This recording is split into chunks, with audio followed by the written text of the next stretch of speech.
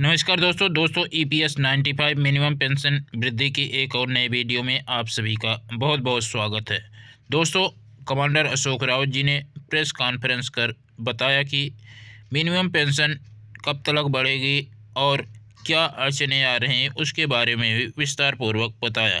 दोस्तों, कमांडर अशोक रावत जी ने कहा कि ईपीएस 95 पेंशनरों की मिनिमम पेंशन 7,500 प्लस डीए मिलना चाहिए और जो हायर पेंशन का मामला है वह सुप्रीम कोर्ट के आदेशानुसार मिलना चाहिए। हमें आशा है कि गवर्नमेंट ऑफ इंडिया या हमारी सरकार, भारत सरकार, इस पर विचार करके हमारे नेतागण 7,500 और महंगाई भत्ता इस पर ही अमल करेंगे। मेडिकल फैसिलिटी, हायर पेंशन के मामले में सभी मामले मार्च तक वो निपटाने वाले हैं, उसमें सहानुभूति विचार कर वो काम करेंगे। दोस्तों, आप सभी को पहले ही बताया गया है कि सभी श्रमिक संगठन इस समय एक्टिव हैं और पेंशन बढ़ोतरी की मांग उठा रहे हैं।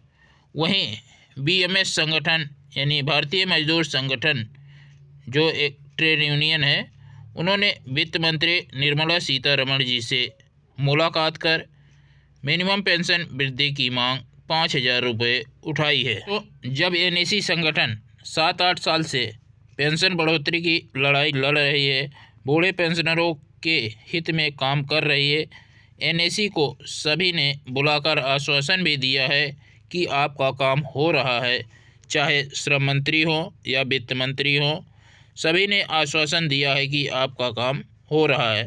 तो बीएमएस संगठन की क्या ज़रूरत थी कि वित्त मंत्री से मुलाकात कर 5,000 रुपये मिनिमम पेंशन मांग उठाने की। इससे तो सरकार का ही फ़ायदा होगा। सरकार और हिला झुला करके 5,000 रुपये करने की कोशिश करेगी।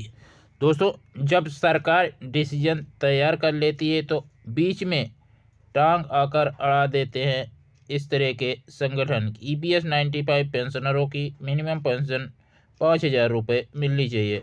NAC chief commander Ashok Rawat ji ने कहा कि यह बड़े दुख की बात है कि काम होते हुए रोड़ा खड़ा कर देते हैं ये श्रमिक संगठन।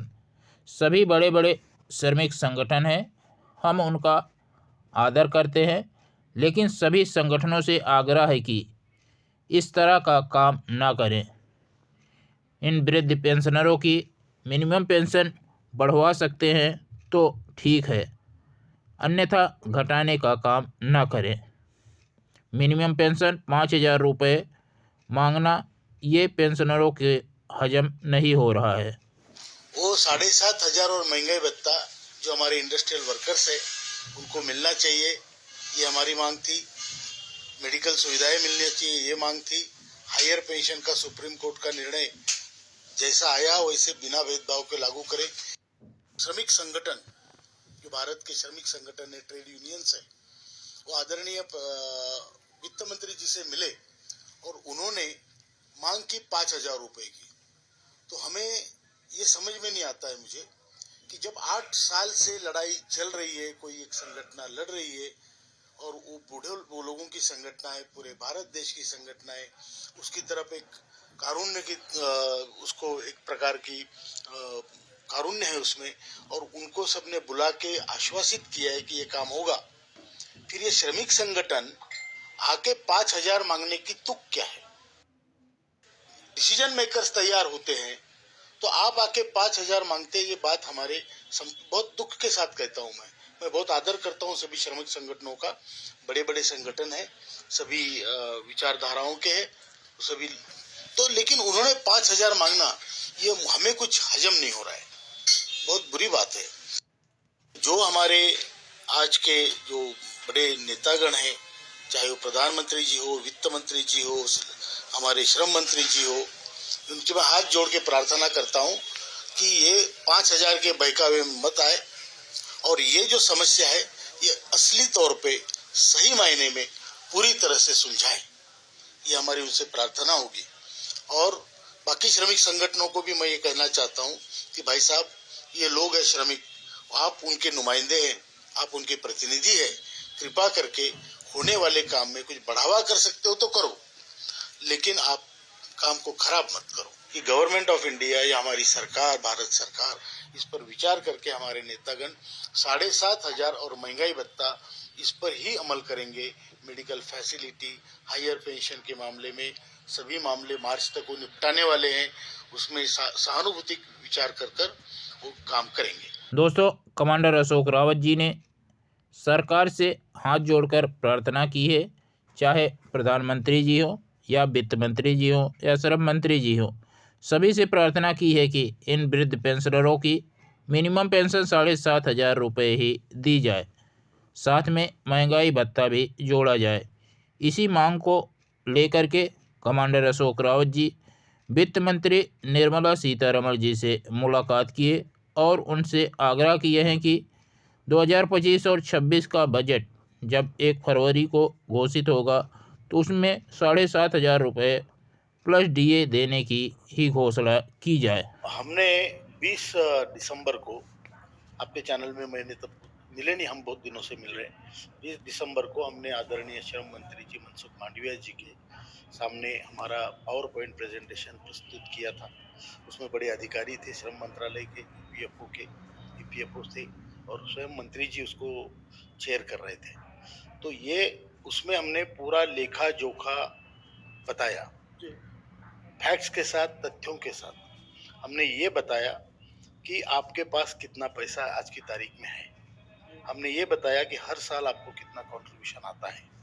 हमने ये भी बताया कि आपको हर साल का ब्याज कितना आता है, आप उसमें से हमको कितना पेंशन के तौर पे कितना कम रकम देते हो, और अगर हमें ये पेंशन बढ़ानी है तो कितने पेंशनर है, कितने कैटेगरी के पेंशनर है, कितने लोगों को 1,000 से कम पेंशन है, कितने को 1,500 से कम, कितने को 2,000 से कम।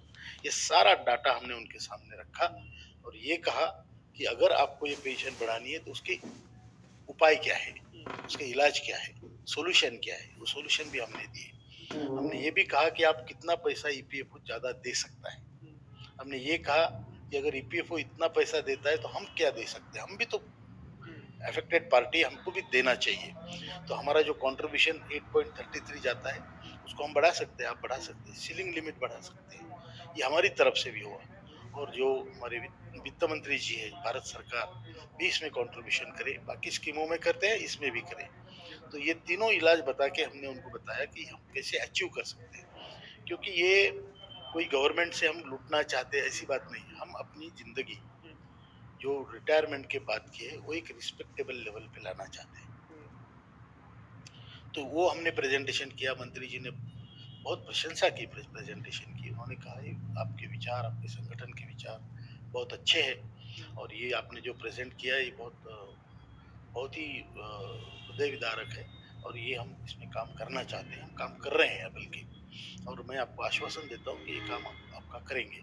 मैं अपनी तरफ से कुछ करना चाहता हूँ लेकिन वो आपके लिए सफिशिएंट नहीं होगा, इसलिए हम वित्त मंत्री की भी सहायता लेंगे। मैं ये तो नहीं कहता कितना बढ़ा हो सकता हूँ, लेकिन आपकी रकम आपकी सेटिस्फेक्शन लेवल तक हम बढ़ाएंगे, ये उन्होंने कहा। अब ये हुआ 20 दिसंबर की बात। उसके बाद हम अभी आए थे परसों 8 तारीख को हम आए, तो हमारे गुजरात के कुछ भाई हैं, उन्होंने, गुजरात की जो मंत्री है निमूबेन पमानिया जी, तो उनके साथ हमारी मुलाकात हुई। वो सिविल सप्लाईज की मिनिस्टर ऑफ स्टेट है, बहुत सहृदय अन्नपूर्णा है, अन्नपूर्णा ही बोलेंगे ना, सिविल सप्लाईज की मिनिस्टर है। तो उनके साथ हमारी बात हुई। उन्होंने कहा जो गुजरात के हमारे नेतागण है, भाई है, उनको उन्होंने श्रम मंत्री से मिलाया भी था और श्रम मंत्री जी से चर्चा भी की थी। तो हमें तो आशीर्वाद चाहिए, सभी लोगों के आशीर्वाद चाहिए, तभी ये काम हो सकता है, छोटा काम नहीं है। दोस्तों, एक तरफ NAC chief commander Ashok Rawat ji श्रम मंत्री जी से 20 दिसंबर को मुलाकात किए थे, तो श्रम मंत्री जी ने भी बड़ा पॉजिटिव आश्वासन दिया था कि आपका काम हो रहा है और फरवरी मार्च तक आपकी मिनिमम पेंशन में वृद्धि कर दी जाएगी। वहीं वित्त मंत्री जी से भी मुलाकात की गई थी, तो उन्होंने भी बताया था कि आपकी पेंशन का काम हो रहा है और बहुत जल्द पेंशन में वृद्धि की जाएगी। तो दोस्तों, इस सब को देखते हुए बीएमएस संगठन ने बीच में 5,000 रुपये की मांग उठा दी। इससे सरकार को पेंशन में कमी करने का मौका मिल जाएगा, क्योंकि जब संगठन ही मिनिमम पेंशन 5,000 रुपये की मांग उठा रही है तो सरकार तो कम करना ही चाहती है। सरकार काफ़ी दबाव के बाद तो मिनिमम पेंशन 7,500 रुपये प्लस महंगाई भत्ता देने का वादा किया था, लेकिन बीच में ऐसे संगठन को नहीं करना चाहिए। दोस्तों, आप सभी को पता ही है कि एग्जीक्यूटिव कमेटी CBT की बैठक 18 जनवरी 2025 को सैटरडे को होने जा रही है। इसमें साफ हो जाएगा कि मिनिमम पेंशन कितना मिलने वाली है। दोस्तों, देखना होगा कि एग्जीक्यूटिव कमेटी जो 18 दिसंबर को होगी, इसमें क्या कुछ फैसले लिए जाते हैं मिनिमम पेंशन बढ़ोतरी को लेकर के। या एग्जीक्यूटिव कमेटी की बैठक 18 जनवरी 2025 सैटरडे को समय 10 बजे है।